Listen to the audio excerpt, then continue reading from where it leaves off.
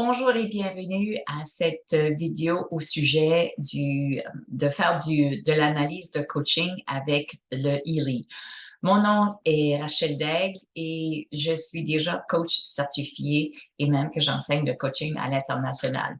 Donc, tout ce qui est le côté coaching m'interpelle énormément et je suis à la découverte de comment l'intégrer dans ma pratique et l'utiliser avec mes clients. Donc, j'ai fait maintenant plusieurs coachings avec le Ely et au début, mes premières expérimentations, les clients me disaient que les énoncés qui avaient ressortis dans le rapport étaient très à point, très pertinentes et donc pour moi, c'était très encourageant. Et puis là, les dernières, c'était pas tout à fait le cas. Et ils se connectaient pas du tout aux énoncés qui étaient proposés. Et donc, je me sentais que je patinais un peu dans ça pour dire, j'en fais quoi? Et là, j'ai remarqué une chose, c'est que les énoncés, la majorité d'entre elles étaient dans le spectre spirituel. Peut-être que vous avez vu cette page-là qui parle de est-ce que c'est dans le spectre de D qui est le physique, le spectre C qui est dans la façon de penser ou le côté émotionnel, ou le côté LM qui est le côté spirituel. Eh bien, les dernières analyses que j'ai faites, la majorité des énoncés étaient dans le spectre spirituel. Alors, qu'est-ce que je fais avec ça? Ben, en tant que coach, je sais que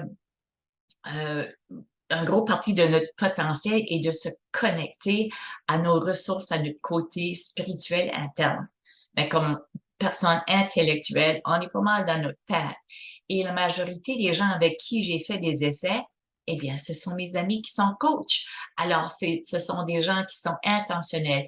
Ce sont des gens d'action. Et donc, ceux qui savent ce qui est évident, ils sont déjà en train de le faire. Et donc, l'écart entre là où ils sont puis là où ils veulent aller pour arriver à leur rêve, eh bien, ça serait logique que ça reste sur le côté de cette connexion spirituelle pour la guidance de comment faire et comment vibrer différemment pour atteindre. Parce que c'est pas juste l'action qui compte, mais c'est notre état d'être pendant qu'on fait l'action. Et donc, je trouve ça fascinant et puis, c'est ce que j'ai communiqué avec mes clients pour les encourager que oui, bel et bien, ils sont déjà dans l'action, ils font les bonnes choses. Et c'est cette dernière euh, euh, axe à contempler. Et donc, même s'ils sont pas conscients de ça maintenant, même si ça connecte pas ou résonne pas avec eux, de rester en contemplation de qu'est-ce que le rapport va leur dire pour dire est-ce que c'est une piste que j'ai suivie?